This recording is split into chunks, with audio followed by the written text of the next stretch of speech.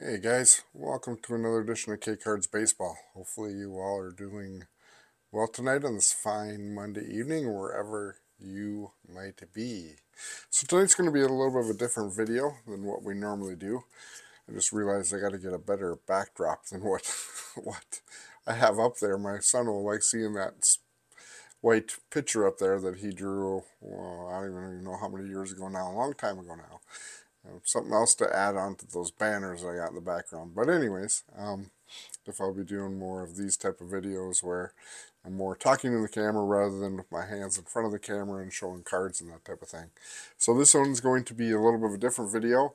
If you watched my video from a couple days ago, I kind of let everybody know that tonight, rather than going through vintage stuff or that type of thing, what we'll be doing is doing a video about investing in sports car investing and investing strategies, and going through that and having a little discussion about best investment strategies, what works for me. I don't pretend to be an expert in that line. There's a few shows and a few different types of things that I watch online that I get some advice from when it comes to sports card strategy, and we'll be talking a little bit about that, but also basically what's worked for me over the years as far as the best investment strategy in today's market. Today's market is quite different than when I was a kid or when it was back in the so-called junk wax era of the late 80s and early 90s.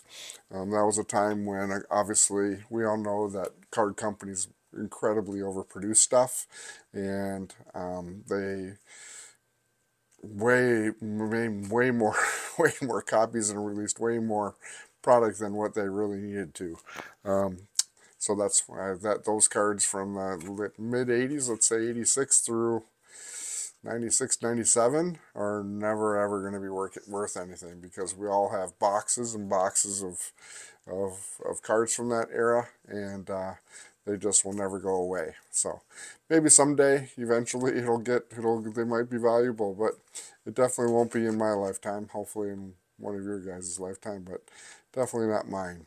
So back then, in the early '90s, late '80s, early '90s, you basically had four or five. We have what, five different manufacturers. We had Fleer, we had Donruss, we had Score, we had Upper Deck, and we had Topps.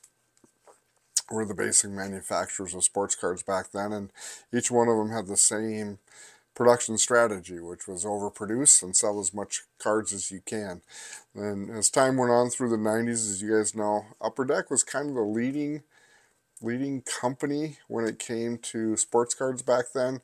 The quality of cards were a little bit higher than, let's say, Topps were, or Fleer or Score, or even Donruss. They were kind of the leaders in the card industry at that time, and they were the first ones to come out with additional sets rather than just producing one set for the whole year of baseball cards. Now we're just primarily talking baseball cards. We aren't talking hockey or football and whatnot. But every sport was kind of the same, where the manufacturers just come out with one set for the whole year. Topps was the same way. They would come out with just one baseball set at the beginning part of the year. Once spring training started, or once baseball season started, they came out with just one set, and that was the set for the year. And then Topps also came out with the update set at the end of the year, which was just a box of, let's say, 100 to 150 cards you just bought, and those were nowadays the update set. Back then it was, of course, as you guys know, called the traded set, or Topps Traded. So that was primarily what card companies came out with. Upper Deck was the first one to come out with like SP Authentic. They came out with Collector's Edge or Collector's Choice in the mid 90s. They came out with SP in 92, 93. They came out with several other different types of sets, subsets of their basic set that they came out with. So it was additional releases that they came out with during the year, and they had some success with that, because they were, especially with 93 SP, for example, when they came out with the Derek Jeter. That was pretty highly sought after card, and the packs were a little bit more expensive. It was a little bit higher end set than their basic set. And Collector's Ed was a little bit cheaper. Collector's Choice was a little bit of a cheaper set than their basic set. So every set was a little bit different as far as price range goes, and so they were kind of leaders as far as that goes. And then Topps came out with in mid or late 90s, they started coming out with Finest. I think it was like 96 or 97 they came out with Finest, and then Chrome was shortly after that. So they started to kind of follow in Upper Deck's footsteps when it came to additional sets, and they realized that they could make more money off of higher end cards, and so that's kind of what they did. And then they came out with a product called Opening Day, which was a little bit of a cheaper set than their base set, and they've continued to grow their releases ever since then to now. I just went through it today, and now this past year, just in 2023 alone, Topps had, what, 31 different releases during the course of the year. So that is an incredible amount of releases. And when you add Bowman on top of that, obviously Bowman is another set that's owned by Topps. And Bowman had additional 10 releases on top of that. So a total of 41 just from Topps Company alone. We aren't talking Panini. We aren't talking anything other than just Topps releases. Because that's primarily what I collect, and pretty much all that I generally care about is Topps releases. I'll collect a little bit of Panini during the year, but I'm primarily focused on Topps. And that leads into the next part of this discussion, is that with that many releases that come out during the course of the year, what I do and what works for me is I pick basically 6 or 7 sets that I basically collect and that I'll buy a hobby box of, because I can't buy every hobby box that comes out of 31 different releases for, I think I added it up, if you bought a hobby box of every release that Topps came out with in 2023, it would have cost you $9,285.65. And that goes off a wax stat. I think that's not necessarily the release price, that's what the current sale price is of those particular cards. So for example, Bowman, I think when I bought my Bowman box, when that came out in April, it was like $290. Now on Wax Stats, you can get that box for $235. So it's a little bit cheaper. So some sets are going to go up, some sets have gone down since their initial release date or initial release MSRP. But just as an average, that's generally the price that I went off of, is just the price that's on Wax Stat. So the products I collect during the course of the year is, I bought, like I said, 7 hobby boxes during the year. 2023, I bought Series 1, of course. Series 2, I bought Topps Finest, which is one of my favorite sets that comes out during the course of the year. Topps Chrome, that came out in the end of July. I bought Topps Update, the basic update. Then I bought the Chrome update and the 2023 Bowman box Bowman that comes out in April. So that is the 7 hobby boxes that I buy during the year. Like I say, I primarily stick with the flagships. I don't get deep into all the higher end stuff, your Sapphire, your Inception, the Museum Collection, Tier 1. Those ones are a little bit out of my price range. So everybody, you guys know this, everybody's got their own price range. I don't make, I don't have the kind of money to be able to go out and spend, $800 or $700 or $800 for a box. So honestly, I am a little bit worried that Topps might actually start pricing the smaller collector out of the market, and making it unaffordable for some of the smaller collectors to be able to buy hobby boxes and stay in the hobby, or that type of thing. I'm a little concerned that they might eventually phase out the hobby boxes rather than sticking with them, because it seems like now Topps, especially with the update set that came out at the end of last year and going into Series 1 this year, where they are cutting the cards rather than 24 packs. They've cut it back to 20 packs, and rather than 14 cards per pack, they've cut it back to 12 packs, or 12 cards per pack. So what that means is that you're getting 96 less cards in a hobby box than what you got during Series 1 last year. basically 30% less cards.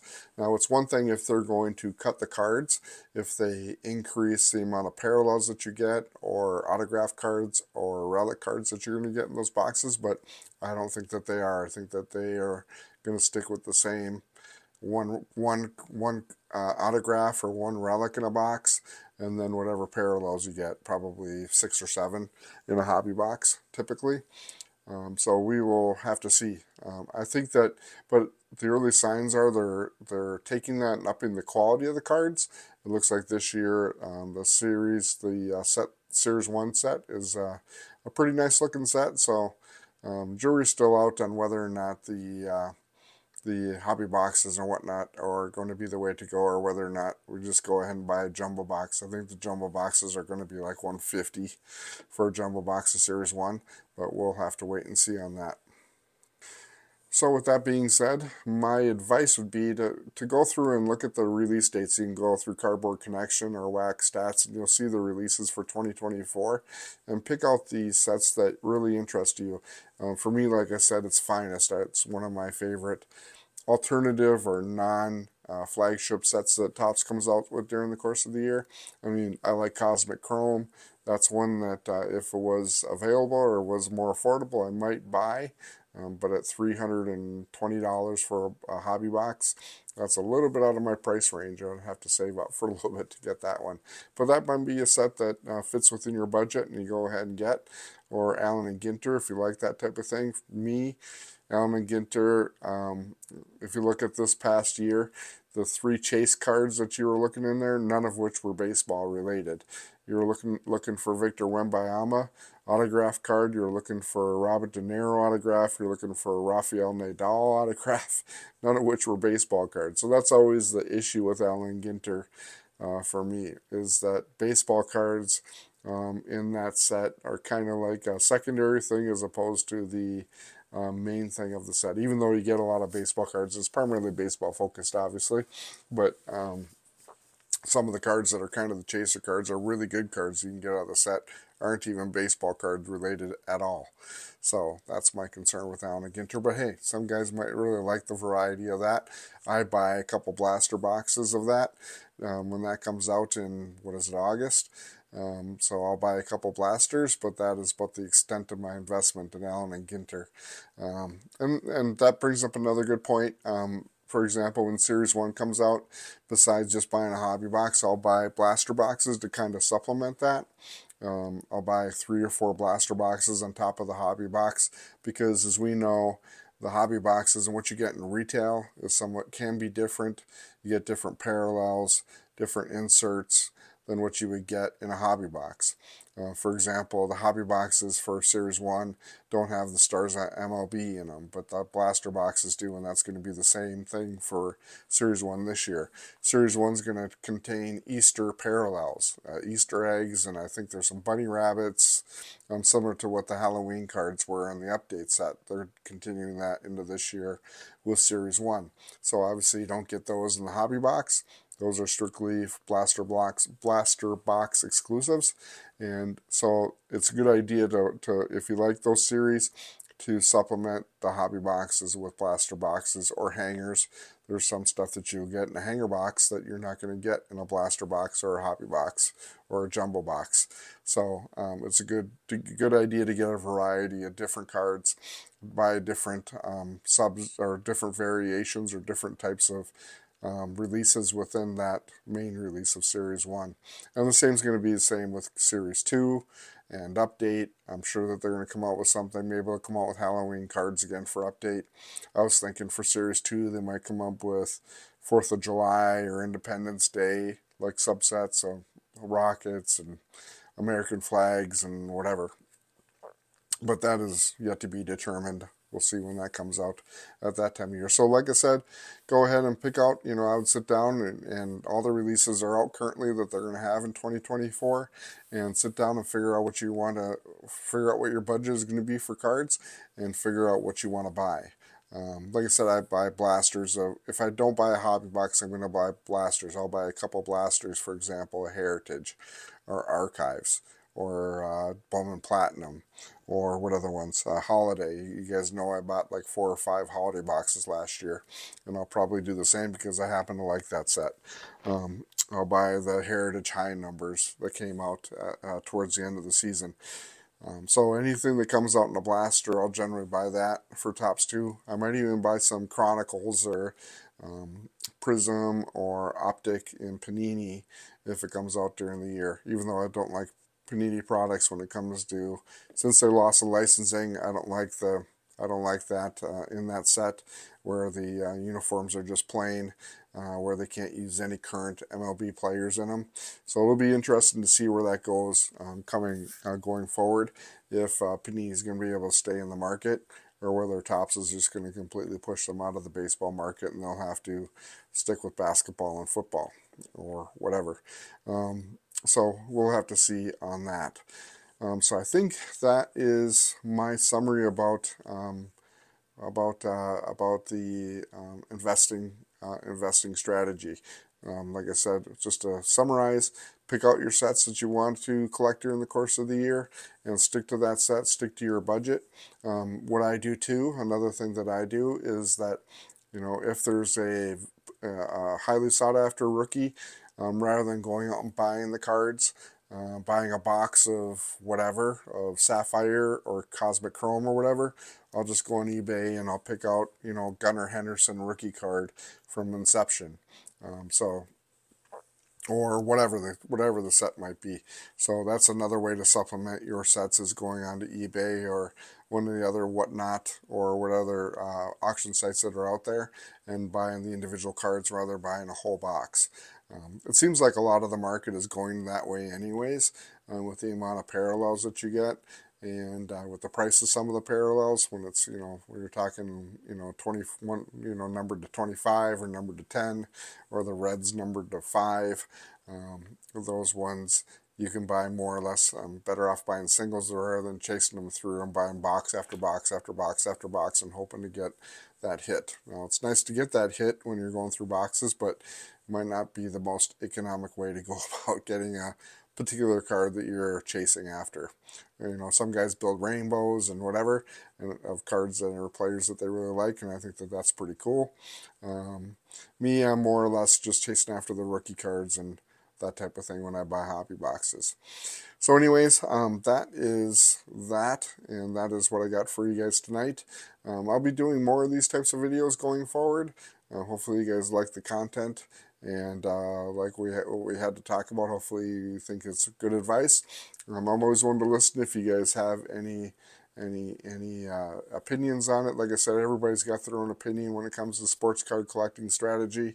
I would be interested in your guys' opinion. Like I said, I don't consider myself an expert by any stretch of the imagination. I just wanted to share what basically works for me in collecting cards in the hobby. So I'd be curious to see what works for you guys, because everybody, like I said, has their own thing and what works for them. Now, when I go to the card show this coming Saturday, I'll be looking primarily for rookies. I don't buy a lot of PSA stuff or graded stuff or parallels or that type of thing. I just stick with going through boxes and trying to find some good deals that way. But I'll share more of that about that after the card show on Saturday. So what we got coming up here on the channel, as you guys know, we still got the chase for Wemby.